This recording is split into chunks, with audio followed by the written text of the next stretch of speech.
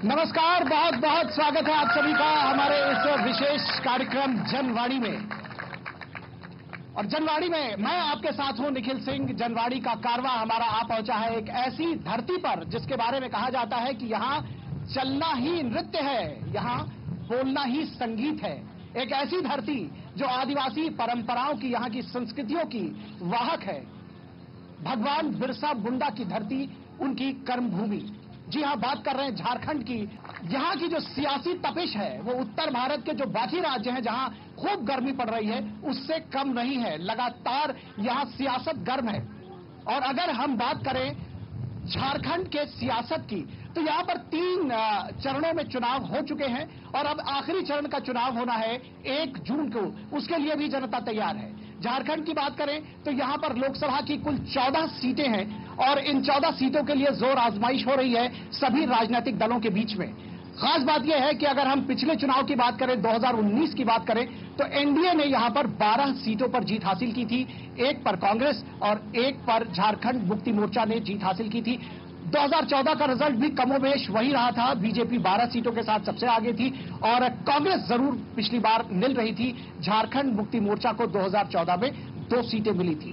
तो कुल मिलाकर इस बार जब 2024 का मिशन जारी है सभी राजनीतिक दलों के लिए, तो वो आखिर किस तरह से जनता के बीच में जा रहे हैं और किस तरह से अपनी बातें कह रहे हैं, क्या है जनता के वादे, क्या है उनके जो दावे हैं, वो हम लेकर के आएंगे आपके साथ में। जो आम लोगों की आशाएं आकांक्षाएं हैं वो भी हम जानेंगे। तो सबसे पहले आपको मिलवाएंगे और सबसे पहले हम इस्तकबाल करेंगे, स्वागत करेंगे झारखंड की जनता का। जो यहां पर बड़ी संख्या में लोग जुटे हुए हैं उनका हम स्वागत करते हैं और ताली बजाकर आप लोगों ने स्वागत किया है। बहुत बहुत आप लोगों का आभार कि आप लोग इतनी बड़ी संख्या में यहां पर आए हैं। और उसके साथ ही साथ जो हमारे साथ खास मेहमान जुड़े हुए हैं इस कार्यक्रम में, उनसे भी हम आपका परिचय करा दें। हमारे साथ जुड़े हुए हैं शिव पूजन पाठक, बीजेपी के मीडिया प्रभारी हैं। बहुत स्वागत है शिव पूजन पाठक जी। तो हमारे साथ में हसन अंसारी जो कि केंद्रीय उपाध्यक्ष है आजसू पार्टी के, वो हमारे साथ में है। हमारे साथ में महुआ माझी जो कि राज्यसभा सांसद है और झारखंड मुक्ति मोर्चा की वरिष्ठ नेता है, साहित्यकार है, महिला अधिकारों के लिए लड़ती रही है। उसके अलावा हमारे साथ राकेश सिन्हा है जो कि प्रदेश प्रवक्ता है कांग्रेस के। बहुत स्वागत है राकेश जी आपका। और हमारे साथ में विनय कुमार हैं जो कि वरिष्ठ पत्रकार हैं, ब्यूरो चीफ है यूएनआई के। पिछले 35-40 वर्षों में उन्होंने बहुत सारे चुनाव बिहार और झारखंड में देखे हैं और यहाँ की सियासी तपिश को शायद वो भी बहुत करीब से महसूस कर रहे होंगे एज अ पत्रकार। तो सबसे पहले विनय कुमार जी आपके साथ शुरुआत करेंगे और अगर हम झारखंड के सियासी मिजाज को आपके जरिए अपने वो जो नेता है उनसे क्या अपेक्षा कर रही है, पार्टी से क्या अपेक्षा कर रही है और साथ ही साथ किस तरह से भिन्न होने जा रहे हैं ये वाले चुनाव। देखिए, जहां तक झारखंड का इस बार 2024 का चुनाव है तो एक मायने में ये भिन्न है कि यहाँ के जो सबसे बड़े नेता, ट्राइबल नेता रहे शिबू सोरेन, तो शिबू सोरेन इस बार चुनाव प्रचार नहीं कर पा रहे हैं। आप जानते हैं इस धरती पर उनकी कितनी इज्जत है, कितनी प्रतिष्ठा है। उन्होंने झारखंड लड़कर लेने का काम किया, तो वो इस बार चुनाव में भाग नहीं ले पा रहे हैं स्वास्थ्य कारणों से। तो एक लंबे अरसे के बाद, मुझे लगता है कि 70 के बाद से वो हर चुनाव में सक्रिय रहे थे। 80 में वो पहली बार सांसद बने थे और तब से हर चुनाव में वो पार्टिसिपेट करे, तो उनकी कभी एक खल रही है। दूसरा जो मामला है कि यहाँ के जो मुख्यमंत्री थे, पूर्व मुख्यमंत्री, वो इस समय जेल में है, जो झारखंड मोर्चा के सबसे शिबू सोरेन के बाद सबसे बड़े नेता है, वो अनुपस्थित है, उनकी अनुपस्थिति हो रही है। और तीसरा मामला है कि उनकी पत्नी कल्पना सोरेन इस बार चुनाव प्रचार संभाल रही है। तो ये 3 झारखंड मुक्ति मोर्चा की तरफ से। लेकिन अगर आप मुद्दे की बात करेंगे तो भारतीय जनता पार्टी जो मुद्दा उठा रही है वो है भ्रष्टाचार का मुद्दा, जमीन का मुद्दा, विकास का मुद्दा। इन मुद्दों को लेकर जनता के मुद्दे हम आपसे समझना चाहेंगे सर। दरअसल जी, जनता आशाएं आकांक्षाएं। देखिए, 15 नवंबर 2000 के बाद से राज्य आजाद अलग राज्य बना, उसके बाद से जो सपने लोगों ने देखे थे कितने पूरे हुए, कहां तक उनकी आशाएं आकांक्षाएं पूरी हुई, किस राह पर है वो? नहीं, झारखंड में सबसे बड़ी बात क्या हुआ कि यहाँ स्थिर सरकारें बहुत कम रही। शुरुआत के दौर में अगर आप देखेंगे तो शुरुआत के दौर में मिलीजुली सरकार का दौर था, जिसके कारण विकास कहीं न कहीं प्रभावित हुआ और जो सपना यहाँ के लोगों ने देखा था वो सपना साकार नहीं हुआ। लेकिन 2014 के बाद अगर आप कहेंगे तो एक स्थिर सरकार 14 से 19 तक रघुवर दास की सरकार बनी, और फिर 19 से लेके अभी 24 चल रहा है तो हेमंत सोरेन रहे और अभी चंपई सोरेन मुख्यमंत्री है, तो एक स्थिर सरकार रही। और मुझे लगता है कि इन स्थिर सरकारों के कारण झारखंड का विकास हुआ। झारखंड अगर आप 2000 से तुलना करेंगे तो झारखंड में चौतरफा विकास दिखाई पड़ेगा। आप चले जाइए झारखंड विधानसभा देखिएगा, खूबसूरत है, हाईकोर्ट खूबसूरत है, सड़कें खूबसूरत है, बहुत विकास का काम। लेकिन विकास एक ऐसा पैमाना है जिसका कोई अंत नहीं है। हर आदमी ज्यादा से ज्यादा विकास चाहता है, बेहतर शिक्षा चाहता है, बेहतर स्वास्थ्य सुविधा चाहता है। तो कई सेक्टर है, पेयजल के लिए चाहिए बेहतर जल चाहता है कि हमको शुद्ध जल मिले। तो कई सेक्टर है जहां काम करने की आवश्यकता है, और जनता यही चाहती है कि उनकी जो जरूरतें हैं वो जरूरतें सरकार पूरा करे। शिवपूजन पाठक जी बीजेपी से हमारे साथ जुड़े हुए। शिवपूजन पाठक जी, जैसा कि शुरू में कहा गया, आप जानते हैं कि पिछले 2 बार से बहुत अच्छा प्रदर्शन बीजेपी ने किया है। इस बार चुनौती है क्योंकि बहुत सारे चैलेंजेस हैं। एक चैलेंज तो यही है कि सारा विपक्ष एकजुट है आपके खिलाफ। किस तरह से देखते हैं, क्या मुद्दे हैं, किनको लेकर के आप जनता के बीच में हैं? जैसा कि आपने शुरुआत में ही जो बात चर्चा चली उसमें अपने आदरणीय विनय जी ने जो भूमिका रखी, उन्होंने निष्पक्ष रूप से जो बातें रखी, मैं समझता हूं इस चुनाव के पीछे की जो नींव है वो उसको उन्होंने रख दिया। उन्होंने 2-3 उदाहरण दिए कि इस चुनाव में यहाँ के पूर्व मुख्यमंत्री भ्रष्टाचार में कारण जेल में बंद हैं। जो झारखंड आंदोलन में बहुत ही अगुवा रहे आदरणीय शिबू सोरेन जी, वो इस आंदोलन में, इस चुनाव में भाग नहीं ले रहे हैं, सक्रिय नहीं है। और तीसरा उन्होंने जनता के मुद्दे रखे जिन मुद्दों पर चुनाव हो रहे हैं। मैं समझता हूं ये तीनों चीजें चुनाव की बातों को, जो मुद्दे हैं उसको उसके हेडिंग को बता दिया इन्होंने। और वो हेडिंग यही है कि जब चर्चा हो रही है तो जनता के बीच में यह संदेश जा रहा है कि एक पूर्व मुख्यमंत्री जेल में क्यों है, ये मुद्दे, और वो मुद्दे भ्रष्टाचार के हैं। ये भारत के इतिहास में पहली बार हुआ कि एक सिटिंग सीएम यहां भ्रष्टाचार के कारण जेल में चले गए हैं। और तो ये बहुत बड़ा मुद्दा है जो राष्ट्रीय स्तर पर जो इस बार मुद्दा बना हुआ है भ्रष्टाचार का और परिवारवाद। ये 2 मुद्दे जो राष्ट्रीय मुद्दे हैं, वो दोनों मुद्दों के उदाहरण इस राज्य में देखने को मिल रहे हैं और प्रत्यक्ष उदाहरण देखने को मिल रहे हैं। तो जनता इसको बहुत नजदीक से देख रही है और माननीय प्रधानमंत्री जी इन सारी बातों को यहाँ की सभाओं में उठा रहे हैं और हमारे सारे नेता इस बात को उठा रहे हैं और जनता बहुत बारीकी से इन मुद्दों पर ध्यान भी दे रही है। और जब उनको अवसर आ रहा है, 3 चरणों के चुनाव यहाँ हो गए, उसमें जो मुद्दा है वो यही भ्रष्टाचार मुद्दा है, तुष्टीकरण मुद्दा है। और जो 10 वर्षों में, पिछले 10 वर्षों में जो केंद्र सरकार ने माननीय नरेंद्र मोदी जी के नेतृत्व में जो विकास की एक नई ऊंचाई हासिल की है, जो जनता के बीच में सुविधा पहुंचाई है, उससे जो लोग लाभान्वित हुए हैं वो बढ़ चढ़ करके भाग ले रहे हैं, चाहे युवा हो, महिला हो, ये सारे लोग शामिल हो रहे हैं, गरीब हो, ये सारे लोग चुनाव में शामिल हो रहे हैं और चुनाव का यही मुद्दा वोट में परिवर्तित हो रहा है। जिन्होंने यूज किया है वो जानते हैं असली हींग का स्वाद। MDH सुपर हींग, शुद्धता का असली तड़का। MDH। आतंकवाद, नक्सलवाद पर होता रहेगा कड़ा प्रहार, ये है मोदी की गारंटी।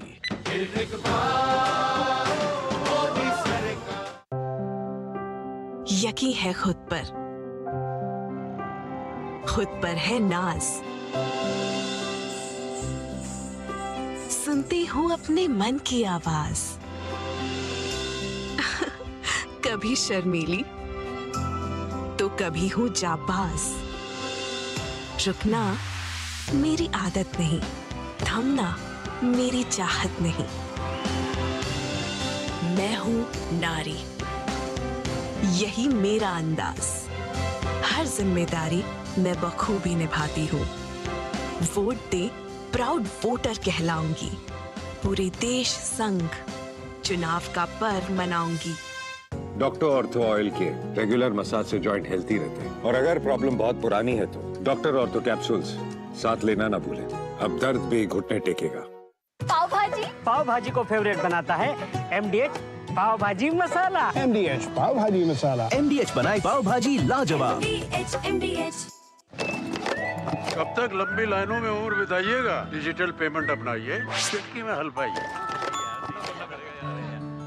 पुराने तरीके कब तक अपनाइएगा? डिजिटल पेमेंट बहुत आसान है। देखिए, चुटकी में पेमेंट चुकाइए। बटुआ ढूंढ रहे हैं? डिजिटल पेमेंट अपनाइए, कभी भी कहीं भी और सुरक्षित। हमने तो इन्हें डिजिटल पेमेंट करना सिखा दिया है। आपने? RBI कहता है कि डिजिटल पेमेंट अपनाओ, औरों को भी सिखाओ। आज दही बड़ा खाने का मन है। वाह क्या स्वाद! असली स्वाद तो MDH दही बड़ा रायता मसाले से ही आता है।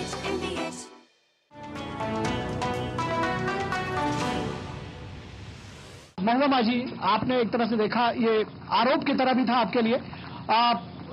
एक तो परिवारवाद की बात कही, भ्रष्टाचार की बात कही। किन मुद्दों को लेकर के आप लोग जा रहे हैं? क्योंकि आपके लिए भी बड़ा चैलेंज है, बहुत सारे चैलेंज है। आप किस तरह से देख रही हैं इन चुनावों को? किस तरह से बैतरणी पार लगेगी? आपको मैं पहले ही बता दूं कि इंडिया महागठबंधन का ये जो चुनाव है इस बार का, ये पूरी तरह से इस देश की संविधान की रक्षा के लिए, लोकतंत्र की रक्षा के लिए और विकास के लिए है।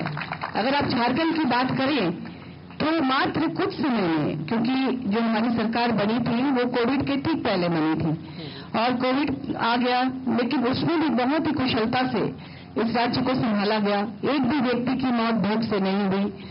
मजदूरों को बाहर से, आपको पता होगा कि हवाई जहाज से ले लद्दाख से मजदूर भाइयों को यहाँ लाया गया, ट्रेन से, बस से।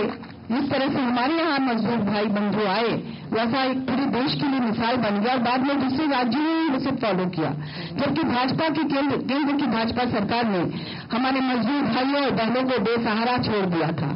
सभी को यह दृश्य याद होगा कि लाखों लोग किस तरह से पैदल चलकर रेल की पटरी में, रेल के नीचे आकर कैसे वो लोग, कितने लोग रास्ते में ही मर गए। यह है संवेदनशीलता वर्तमान सरकार की। और दूसरी बात, मैं एक संशोधन करना चाहूंगी कि माननीय विश्वगुरु शिबू सोरेन जी गिरिडीह में, जब हमारी युवा नेत्री कल्पना सोरेन जी का नामांकन था, उस समय वो गिरिडीह के मंच पर थे और विशाल जनसभा को संबोधित कर चुके हैं। स्वास्थ्य कारणों से कभी कभी वो जा नहीं पाते हैं, ये बात सही है कि इस बार पहले की तरह वो सक्रिय नहीं थे। और जहां तक भ्रष्टाचार, परिवारवाद की बात है, तो मैं आपको पहले ही बता दूं, एक बहुत बड़ा जुमला अभी देश में प्रचलित है कि डिटर्जेंट पाउडर, भाजपा के डिटर्जेंट पाउडर से वॉशिंग मशीन से धुलकर सारे भ्रष्टाचारी पाक साफ हो जा रहे हैं। इसका मिसाल हम दे सकते हैं महाराष्ट्र में अजित पवार जी के साथ जो हुआ, जिन्हें मतलब एनसीपी के जो लोग परिवार को तोड़कर, शरद पवार जी की पार्टी को तोड़कर जिस तरह से भाजपा में लाया गया, 4 दिन पहले जिन्हें इतना बड़ा भ्रष्टाचारी कहा गया, उन्हें अपने मंत्रिमंडल में शामिल कर लिया गया। हेमंता बिश्वा शर्मा जी, छगन भुजबल जी, ऐसे ढेर सारे नाम हैं जो भ्रष्टाचारी कहे गए भाजपा के बड़े नेताओं द्वारा, और भाजपा में शामिल करके वो भ्रष्टाचार मुक्त हो गए। एक रिसेंटली एक बड़े नेता ने भी भाजपा में अपना पार्टी छोड़कर जब वो आए तो उन्होंने खुद कहा कि या तो जेल जाना पड़ता या भाजपा में आना पड़ता, तो वो क्या करते। तो इस तरह से ये जो राजनीति है, पहले जनता गुमराह थे 10 साल तक, उन्हें लगा था कि ये पार्टी जो कहती है वो करती है, लेकिन अब देख रही है कि अपने लिए कुछ, दूसरों के लिए कुछ। इलेक्टोरल बॉन्ड जब सामने आया माननीय सुप्रीम कोर्ट के आदेश से, तब पता चला चंदा दो ढूंढा लो, नहीं तो ईडी का फंदा लो। ये भी आपको पता चल गया होगा कि किस तरह से ऐसे इंडस्ट्रियलिस्ट को, ऐसे लोगों को जेल का डर दिखाकर, उनके यहाँ ईडी सीबीआई भेजकर, फिर उन्हें ब्लैकमेल करके किस तरह से चंदे लिए गए। और इस देश में तमाम पार्टियां मिलकर जितना चंदा नहीं उनके पास आया, उससे ज्यादा चंदा सिर्फ एक पार्टी पर गया, वो नेशनल पार्टी है। तो ये तमाम बातें जो है ना, अब लोग समझ गए हैं। इस बार के चुनाव में जनता इसका जवाब देगी। आधे बाउल दही में 4 चम्मच MDH चटनी पुदीना मसाला डाला, स्टर करो, पुदीना चटनी तैयार। MDH चटनी पुदीना मसाला। किसानों को जारी रहेगी 6,000 रुपए की सम्मान निधि। यह है मोदी की गारंटी। बात जब पीढ़ियों के लिए बनने वाले घर की हो तो जिम्मेदारी बड़ी हो जाती है। गैलेंट समझता है ये जिम्मेदारी। अब डबल एम रिब्स के साथ गैलेंट एडवांस TMT रीबार, निर्माण का रियल हीरो। अब छोलिया हो या लोबिया, सफेद चने या काले चने, सब कुछ मजेदार बने।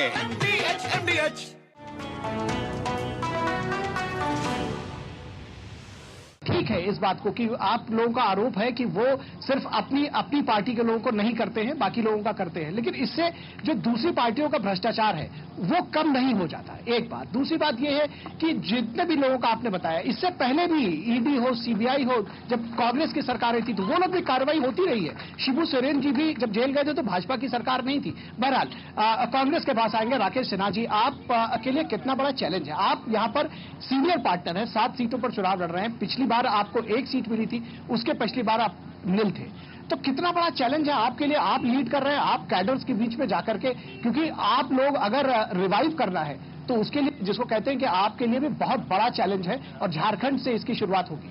हमारे लिए कोई चैलेंज नहीं है इस बार चैलेंज हमारे लिए इसलिए नहीं है कि इस राज्य में 11 सीटों का चुनाव संपन्न हो चुका है और 1 तारीख को 3 सीटों पर चुनाव होना है। कि मुद्दा सिर्फ विपक्ष के लिए है। देश के प्रधानमंत्री मंगलसूत्र की बात करते हैं, देश के प्रधानमंत्री भैंस चोराने की बात करते हैं, लेकिन देश के प्रधानमंत्री महंगाई की बात नहीं करते।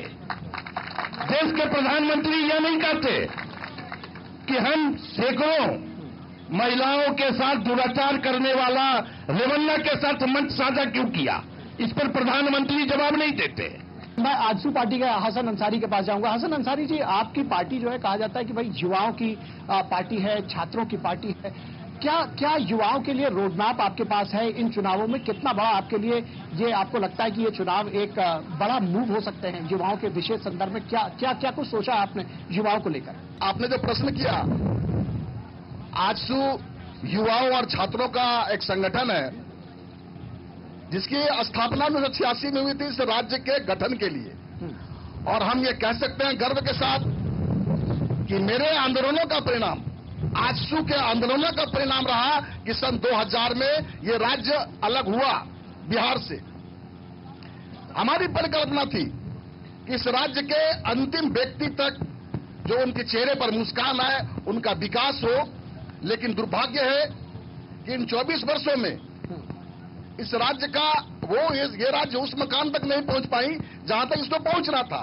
इसके समकक्ष 2 राज्य और बने, छत्तीसगढ़ और उत्तराखंड जी। उन्होंने कहीं न कहीं झारखंड से ऊपर अपने आप को स्थापित करने का काम किया। हम युवाओं के साथ हैं, युवा को लेकर के चल रहे हैं। इस राज्य में एक बड़ी समस्या है युवाओं का, रोजगार का, पलायन का। ये एक बहुत बड़ी समस्या है। पिछले 2019 के चुनाव में जिन झूठे वादों के साथ वर्तमान के इंडिया गठबंधन की सरकार अभी जो आई है, जो अभी सरकार चल रही है, जिन्होंने ये वादा किया था कि हम सत्ता में आते ही प्रति वर्ष 5 लाख नौकरियां, सरकारी नौकरियां देंगे। आज 4 बरस, 5वां बरस बीतने जा रहा है, 5 बचे 25 लाख होना चाहिए था नौकरी। लेकिन आप गिनती से 500-600 से ज्यादा नौकरी नहीं गिना सकते हैं। इन्होंने कहा था कि हम इस राज्य के अगर हम सरकार में आते हैं तो अपने कैबिनेट के पहली बैठक में स्थानीय नीति लागू करेंगे और भी 1932 के खतियान के आधार पर। आज तक नहीं कर पाया। इन्होंने अभी जो हमारा चला है 60-40 नहीं चलता, इन्हीं का कृत्यों का परिणाम है। दूसरी सबसे बड़ी चीज है कि यहाँ के रोजगार, यहाँ के युवा हताश और निराश हैं। आपने देखा होगा इस राज्य में JPSC paper leak, JSSC paper leak, सारा पेपर लीक, सारा भ्रष्टाचार यहीं पर है।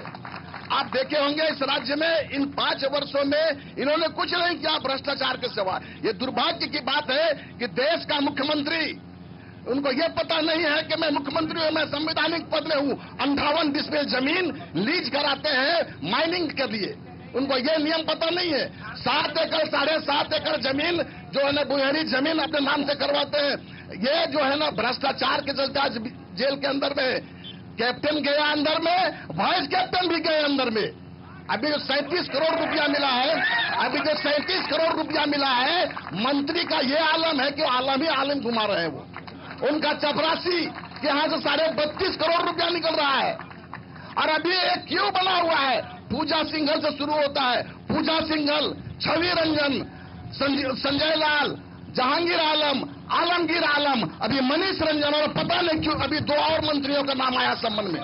तो ये परिस्थितियां हैं। झारखंड की जनता जो 14 सीटों पर, देखिए पार्लियामेंट का चुनाव है, देश के सांसद चुनने के लिए और प्रधानमंत्री चुनने के लिए, यही सांसद मिलकर प्रधानमंत्री चुनेंगे।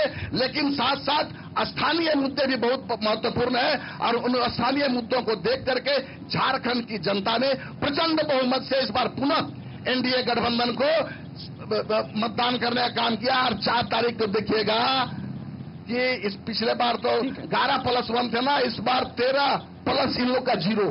ये स्थितियां बनेंगी। यहाँ रुकेंगे एक छोटे से ब्रेक के लिए। ब्रेक के बाद जब वापस लौटेंगे तो जानेंगे कि जनता जनार्दन आखिर क्या कुछ कहती है, उसके जो सवाल है उसके जहन में वो कुछ क्या है और क्या मुद्दे वो उठाती है। क्योंकि जैसा कि कहा जाता है कि जनता जनार्दन है, क्योंकि सरकार बनाने की ताकत उसके हाथ में ही है। रुकेंगे एक ब्रेक के लिए, जल्द वापस होंगे।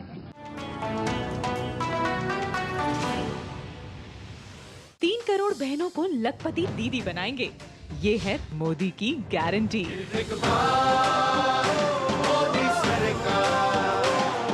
MDH का किचन किंग किचन में हो तो हम सब कुछ बना सकते हैं। बैंगन का भरता, आलू गोभी, भिंडी मसाला और भी बहुत कुछ। MDH। ब्रेक के बाद एक बार फिर आप सभी का स्वागत है जनवाणी में। और जनता जनार्दन के बीच में जाएंगे और जानने की कोशिश करेंगे, समझने की कोशिश करेंगे कि उनके क्या मुद्दे हैं। आप राज्य बनने के बाद से अब तक जो युवाओं को रोजगार मिलनी चाहिए, क्या आज सीट पर कभी खरा उतरी है? जो प्रवक्ता मैं कौन से में पूछूंगा? आपने झारखंड के प्रश्न लिख कर बात तो उठा दिया। यूपी और बिहार में किसकी सरकार है, वहां भी जो प्रश्न लिखवा उनका जवाब कौन देगा? मेरा सवाल है मंगवा मांझी मैम से कि JSCC CGL जो 10 वर्षों से भी लंबित है, वो एग्जाम कब होगा? इसका जरूर जवाब दीजिएगा मैम। जब से यहाँ पर सरकार बनी है 2000 साल से, ये 24 साल हो गया, उसमें 17-18 साल यहाँ भाजपा की ही सरकार रही है, ये आप सभी जानते हैं। यहाँ की शिक्षा व्यवस्था जो इस तरह से लचर है, उनके कार्यकाल में आप सबको याद होगा कि JPSC के कारण आज भी दिलीप प्रसाद जी और शांति जी और तमाम नाम है जो घोटाले हुए। तो संस्कार की बात होती है, जब आप शुरू में उसमें गुण लगा देते हैं तो गुण से उसको सुधारने में थोड़ा टाइम लगता है। मैं छात्रों के साथ हूँ, मैं खुद भी स्टूडेंट हूँ सोशियोलॉजी से और मैंने पढ़ाई की है, मैं आपके दर्द को समझ सकती हूँ। और ये जो भी हुआ बहुत अन्याय हुआ है और उसे जल्द से जल्द सुधारना चाहिए। और जो भी इस तरह का षड्यंत्र या गलतियां करते हैं उनको कड़ी से कड़ी सजा मिलनी चाहिए, उसकी मैं पक्षधर हूँ जी। शिक्षा का मामला है और जो नौकरी का मामला है, तो इसमें झारखंड सरकार ने कानून बनाया कि कोई चीटिंग नहीं कर सकता है, कोई धांधली नहीं कर सकता।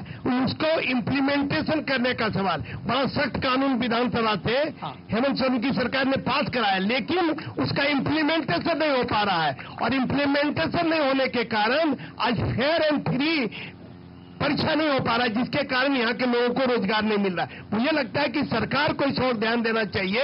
और जैसे बिहार में अगर आप देखेंगे, वहाँ BPSC की परीक्षा हर साल होती है, यहाँ भी JPSC की परीक्षा हर साल होनी चाहिए, क्योंकि पिछले 24 साल में 24 परीक्षा होना चाहिए और हुआ है 4-5 परीक्षा, और इसमें भी गड़बड़ी हुआ है। तो गड़बड़ी दूर हो और यहाँ के बेरोजगारों को रोजगार मिले, इसके लिए जो भी सरकार है उसको जितना हो उतना करना चाहिए। स्थानीय नीति की बात इन्होंने की थी, तो उसके बारे में मैं कहना चाहूंगी कि हमारे माननीय हेमंत सोरेन जी ने यहाँ कैबिनेट से 1932 स्थानीय नीति को, खतियान आधारित स्थानीय नीति को पारित करवाया, लेकिन केंद्र सरकार अभी तक उसको पारित उन्होंने नहीं किया। और इसके अलावा जो सरना धर्म कोड, यहाँ के मूलवासियों की जो मांग थी, आदिवासी मूलवासियों की कि वो आदिवासी हैं, उन्हें अपना धर्म कोड मिलना चाहिए, वो भी यहाँ की कैबिनेट से पारित करा दिया गया, लेकिन उसे भी केंद्र सरकार रोके हुए है। इसलिए उन पर आरोप लगाना सही नहीं है कि स्थानीयता को लेकर काम नहीं हुआ है। देखिए, एक मिनट में थोड़ा सा वो बेचारे बहुत, मैं ये कहना चाहूंगा कि इन्होंने कहा सरना धर्म कोड के संदर्भ में, ये इंडिया गठबंधन का एक बहुत माने इस स्टेट में एक बड़ा घटक दल है। अगर इनकी नीति और नियत साफ होती सरना धर्म कोड के संदर्भ में, तो निश्चित तौर पर इंडिया गठबंधन अपने न्याय पत्र, जिसको कहा है चुनाव इलेक्शन मैनिफेस्टो, वहां पर रहता कि मैं सत्ता में आऊंगा तो सबसे पहले सरना धर्म कोड लागू करूंगा। क्या ऐसा है क्या? हमने कहीं भी अपने मैनिफेस्टो में मंगलसूत्र की बात नहीं की है, कहीं भी। अगर की है तो वो मैनिफेस्टो मेरा लेके आए और सार्वजनिक रूप से पढ़े। जो बीच में बयानबाजी हुई थी नहीं, मैं उससे जोड़ रहे हैं। क्यों? मैं जोड़ रहा हूं, मैं बता रहा हूं। दूसरा निकल दे, मैं दूसरा, इन्होंने कहा सरना धर्म कोड। हमारे नेता राहुल गांधी जी गुमला के बसिया में आकर के झारखंड की धरती पर ये खुल्लम खुल्ला कहा कि 4 जून को इंडिया अलायंस की सरकार बनेगी और हम सरना धर्म कोड देने का काम करेंगे। ठीक है। शायद ये बात इन लोगों ने सुना नहीं। ठीक है, सुना नहीं। ठीक है। तीसरी बात, रोजगार की बात हो रही है। 2 करोड़ मित्रों, भाई एवं बहनों, 2 करोड़ प्रत्येक वर्ष युवाओं को रोजगार देंगे। कहा गया 10 साल में 20 करोड़ युवा रोजगार में जाते, उसमें झारखंड के भी रोजगार जाते, झारखंड में भी युवा जाते। कहाँ है 20 करोड़ युवा? बताएं। 15 लाख खाते में कहाँ है? तो जब आप बोलो तो जुमलाबाजी और दूसरे के ऊपर इल्जाम, तो ये ऐसा नहीं चलेगा। उन्होंने इसलिए जुमला की सभा में छाती करके कह दिया कि सरना धर्म कोड 4 जून के बाद पहली बार तो इनकी सरकार आ नहीं रही है। लेकिन मैं दूसरा उदाहरण देना चाहता हूं कि इनकी सरकार 2004 से 2014 तक चली। ये 10 साल में 11-12 में इनके कैबिनेट मंत्री जनजाति समाज के मंत्री और यहीं के जो अभी पूर्व में अभी मंत्री भी हैं और उस समय आयोग के अध्यक्ष थे, ये दो हमारे माननीय सांसद सुदर्शन भगत जी के प्रश्न पर ये उत्तर दिया कि ये कभी नहीं हो सकता है। इस देश में 500 से ऊपर जनजाति समाज के लोग रहते हैं और एक समाज को हम धर्म कोड नहीं दे सकते हैं। जीरा से प्यास बुझाए, डाइजेशन के लिए मस्त, शरीर में नमक पानी का बैलेंस बनाए। सिप सिप जीरा सिप, जीरा सिप, इंग्लिश का चटनी और जीरा सिप, जीरा सिप, जीरा सिप। दुनिया की सबसे तेज रफ्तार और 5वीं सबसे बड़ी अर्थव्यवस्था, विश्व स्तर के बुनियादी ढांचे, भारत की फिनटेक क्रांति की कहानी मेक इन इंडिया और स्टार्टअप इंडिया की सफलता की, आर्थिक जगत की सुर्खियां, आम आदमी के लिए क्या है मायने, शेयर बाजार और दूसरे फाइनेंशियल मार्केट्स के तमाम अपडेट्स, कारोबार जगत की बड़ी खबरों का सटीक और सरल विश्लेषण। देखिए इकोनॉमी टुडे सोमवार से शुक्रवार सुबह 9:30 बजे सिर्फ डीडी न्यूज पर। जिन्होंने यूज किया है वो जानते हैं असली हींग का स्वाद। MDH सुपर हींग, शुद्धता का असली तड़का। MDH। बहाना नंबर 11, नींद पूरी करने का डे। बहाना नंबर 28, ट्रिप पर जाने का day. 39, binge watch all seasons. 65, घर की सफाई का डे। एक वोट ना डालने से क्या होगा? और सबसे बड़ा बहाना, isn't it a holiday today? Holiday. 101 बहाने हैं वोट ना डालने के, पर इस चुनाव के पर्व में एक ही रीजन काफी है वोट डालने का, वो है हमारी रिस्पॉन्सिबिलिटी, देश और हमारे फ्यूचर के लिए।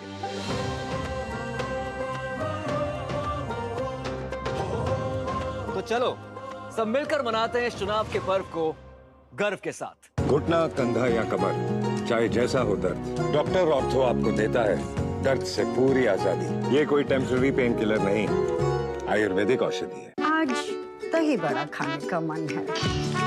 वाह क्या स्वाद! असली स्वाद तो MDH दही बड़ा रायता मसाले से ही आता है।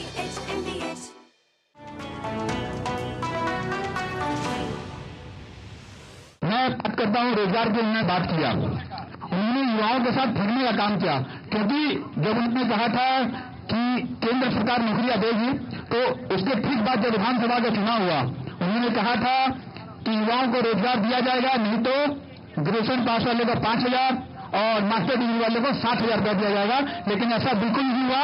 उसके साथ साथ जो राज्य में जमीन की स्थिति है, अमीनों की यहाँ पर अकाल है। लगभग 5 वर्ष हो गया अमीनों की बहाली नहीं किया गया।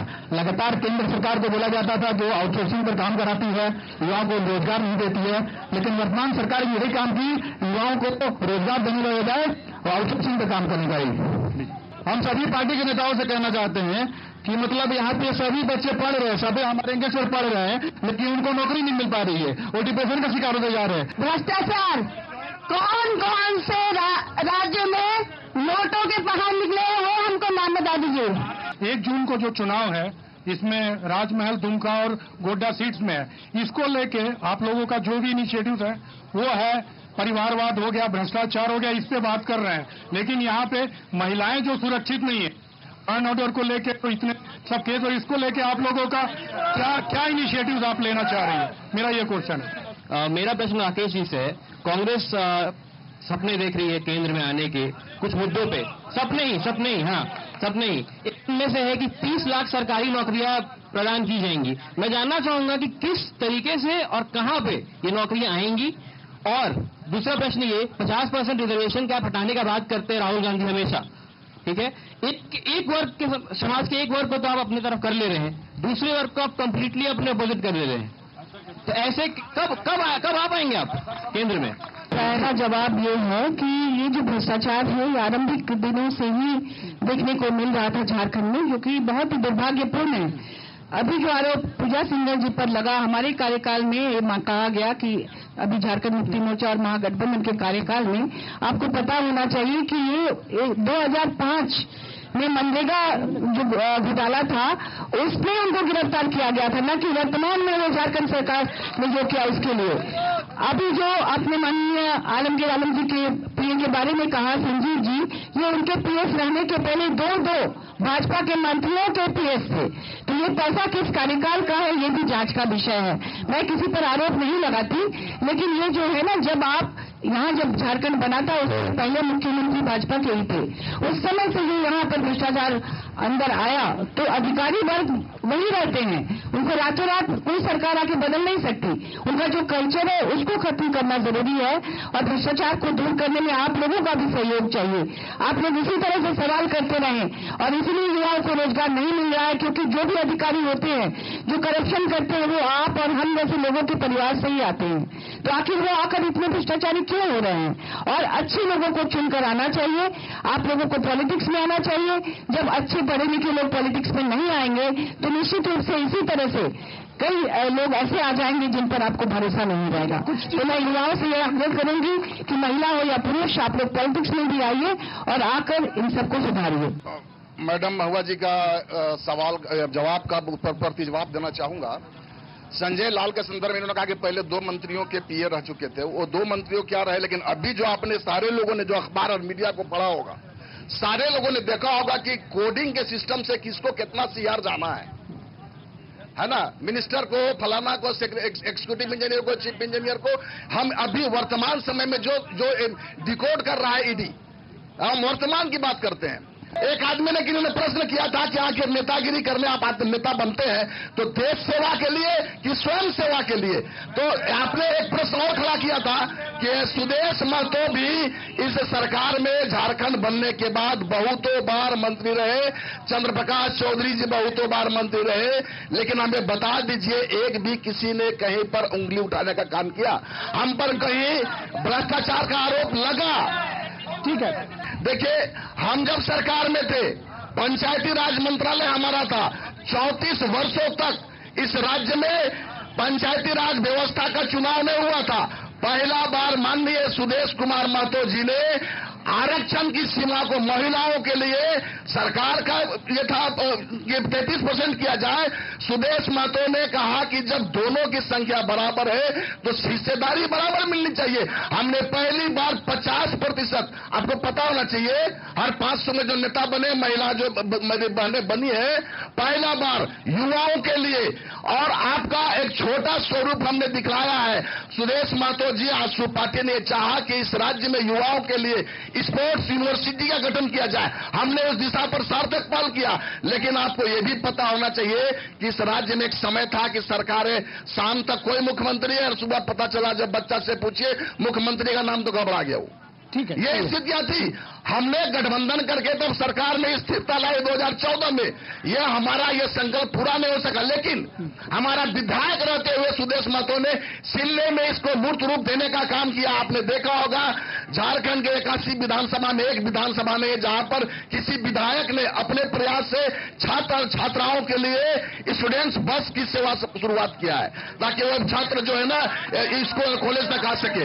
हमारी माननीय सांसद यहाँ बैठी हैं, इन्होंने बड़ा उदाहरण दिया कि 17-18 साल भारतीय जनता पार्टी की सरकार रही, एक जिम्मेवार पद पर बैठी हैं, उच्च सदन की सदस्य हैं, लेकिन उन्होंने 17-18 साल, मुझे लगता है कि एक बार काउंटिंग सीखना चाहिए।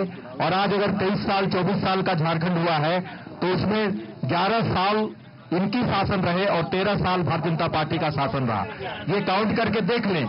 ऐसे ही जनता को बोल देना कि 17-18 साल भाजपा का शासन रहा, मैं समझता हूं जिम्मेवार पद पर बैठ करके इस प्रकार का भाषण देना इतने जनता के बीच में, जिम्मेवार पब्लिक के बीच में, मैं समझता हूं उचित नहीं होता है। इसलिए एक बार जरा काउंट करके देख लिया करें, तब आप एक सामान्य कार्यकर्ता नहीं बल्कि माननीय सदस्य हैं और आपको जिम्मेवारी पूर्वक बोलना चाहिए।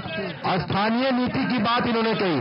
पहली बार किसी राज्य का मुखिया जो एक बार इसी मुद्दे पर सरकार गिरा करके और जनता के बीच में गया कि हम स्थानीय नीति लागू करेंगे, और जब वो बन के आते हैं तो 3 साल के बाद सदन में जाते हैं, सदन में जब उनसे सवाल खड़ा किया जाता है तो उनका जवाब आता है, सुन लिया जाए, तो कोविड में ही चला गया। उनका जवाब आता है, अरे कोविड में नीति बनाने में कौन सी दिक्कत हो रही थी? कोविड में आपको नीति बनाने में यहाँ के लोगों को भूख से बचाया जा रहा था। कोविड में यहाँ के लिए तमाम तरह की पॉलिसी लाए जा रहे थे।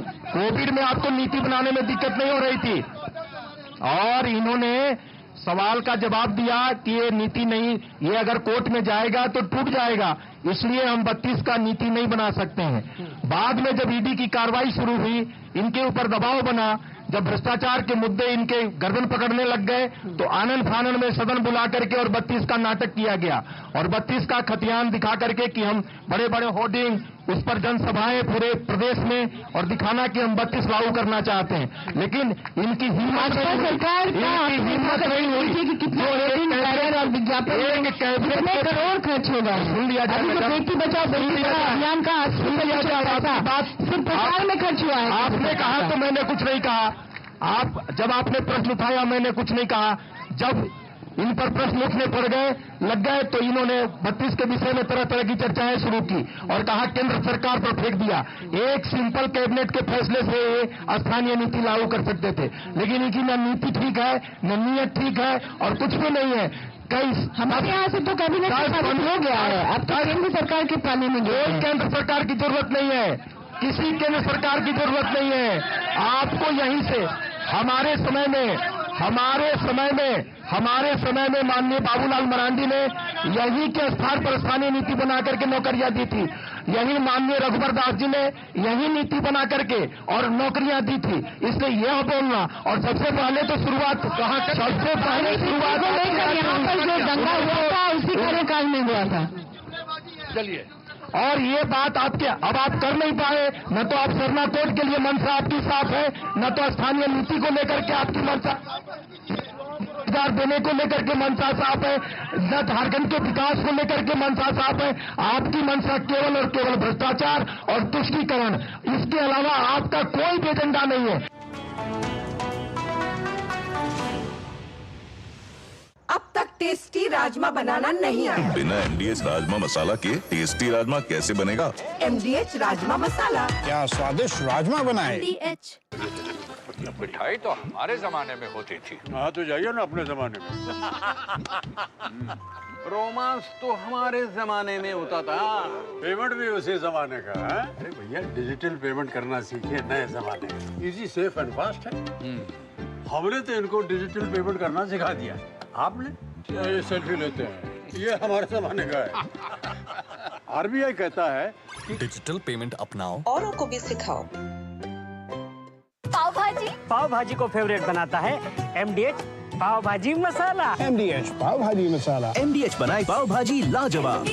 MDH बात जब पीढ़ियों के लिए बनने वाले घर की हो तो जिम्मेदारी बड़ी हो जाती है। गैलेंट समझता है ये जिम्मेदारी। अब डबल एम रिब्स के साथ गैलेंट एडवांस TMT रीबार, निर्माण का रियल हीरो। स्वास्थ्य से जुड़ी महत्वपूर्ण बात, देश के प्रख्यात विशेषज्ञों के साथ व्यस्त जीवन में रखें अपने स्वास्थ्य का ध्यान। सेहत के लिए जरूरी है पोषण, साथ ही रोजाना करें व्यायाम। कैसे हो रोग के लक्षणों की पहचान, बीमारियों की कैसे करें रोकथाम। यदि आप हैं किसी रोग से परेशान, फोन और ईमेल के माध्यम से पूछें अपना सवाल। विशेषज्ञों से मिलेगा सही समाधान। देखिए स्वास्थ्य से जुड़ा विशेष कार्यक्रम टोटल हेल्थ हर शनिवार और रविवार सुबह 8:30 बजे सिर्फ DD न्यूज पर। आधे बाउल दही में 4 चम्मच MDH चटनी पुदीना मसाला डाला, स्टर करो, पुदीना चटनी तैयार। MDH चटनी पुदीना मसाला।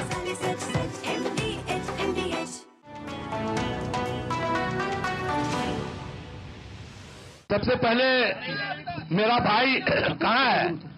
उन्होंने रोजगार की बात कही है, तो भाई मैं आपको बता दूं कि सरकारी पद केंद्र सरकार में 30 लाख पद खाली हैं 10 साल से।